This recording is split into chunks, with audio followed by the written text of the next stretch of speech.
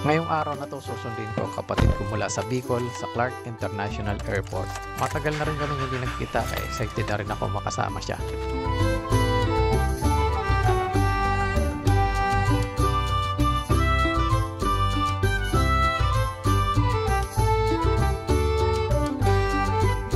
Ito nga pala ang NLEX. Ito ay may habang 84 kilometers mula sa Balintawak patungo sa pinakadulong bahagi nito. Ito ang nag-uugnay sa mga probinsya ng Central Luzon papunta sa Metro Manila.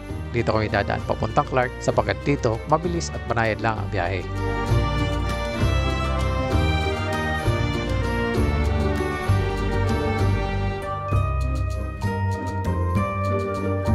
Mayroong bahagi ngayon ng NLEX na mabagal ang pag-usad ng traffic. Kalimitan nangyayari ito kapag may banggaan sa daan. Sana naman hindi tama ang hinala ko. Ilang saglit lang ay mabilis na uli ang daloy ng trapiko. Kaya banayad na uli ang aming biyahe.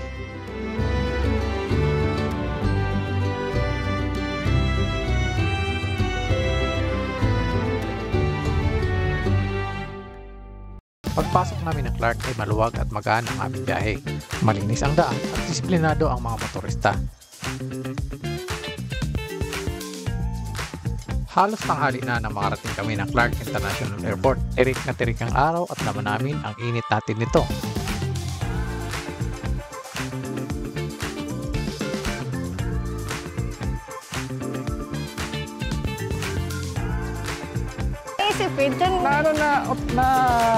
Na-develop na.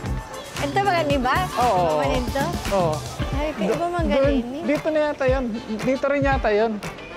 Kaso, Di ba ang galing? yung ano niya be, na-develop na siya. Ang laki niya. Laki ng pinagbago. Yan o. Ang laki niya. Luwang ng parking lot. Yan o. Tingnan niyo yung parking lot. May bayad din siya 50 pesos. Kain muna tayo dito, bis. Anong oras na ba? 11. Tama-tama para mag-video tayo doon. Sige. Bukas punta na tayo ng ano? MOA. Kaya mo pa bang mag-drive? Sige. Sakto lang yun. Para Friday, kung saan naman natin Monday mo bang alas 3 pa ganyan. Indubol mo na ako din.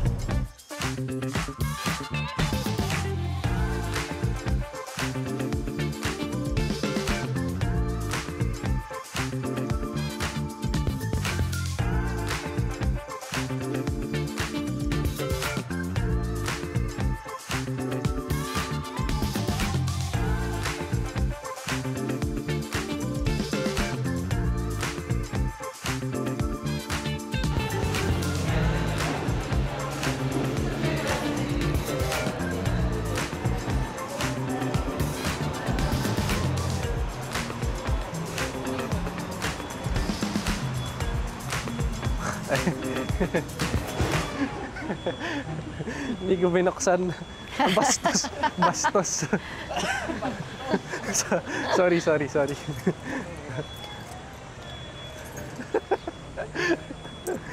Sorry pa.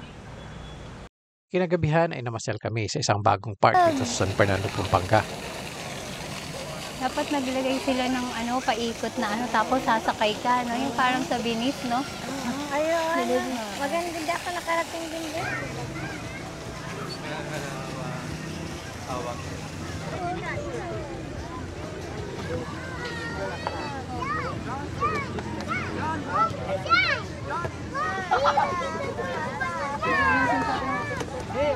Saan kaya sila mga player niya?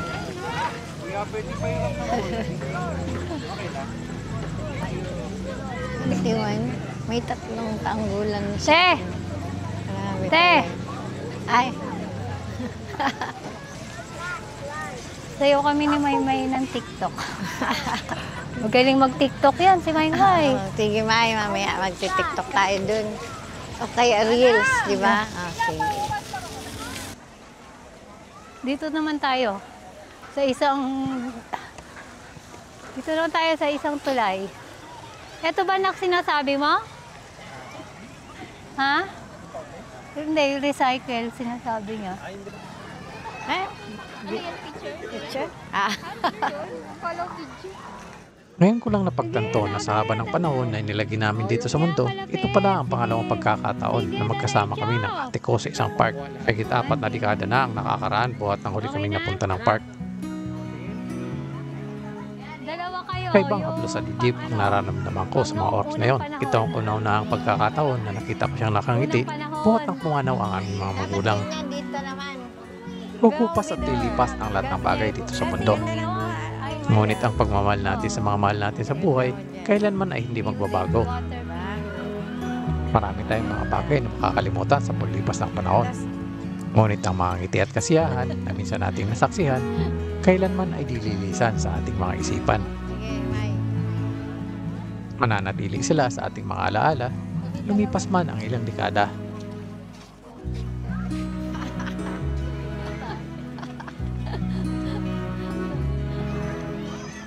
Ang kaligayahan nating naramdaman nung panahon ng ating kamusmusan sa ating diwa, puso at isipan ay mananatili ilang dekada man ang magdaan. May sila. Di ba?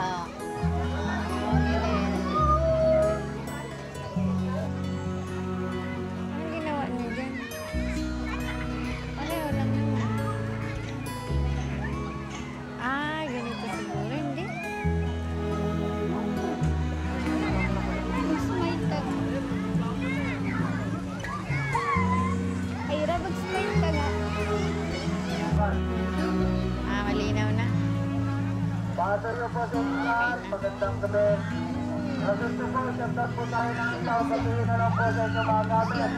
Hanggang alas 8 lang ng gabi ang bukas ng park pag araw ng Biyernes. Wala pa kaming isang oras sa loob ng park. Sa maikling sandali na yon, marami na rin kami napag-usapan at napagkwentuhan. Halos 2 araw lang kami magkasamang magkapatid sa bawat taon. Ito ang dahilan kung bakit ko ginawa ang video na to. Hindi ko maaaring tigilan ang sandali o ang pag-ikot ng mundo. Pero kahit paano, maaari kong balikan ang oras na ito.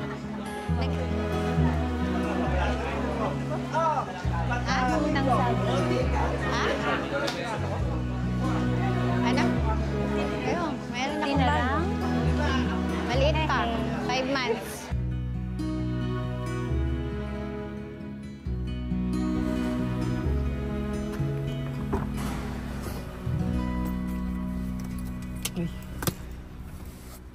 Kailangan mo lang. Wala mo.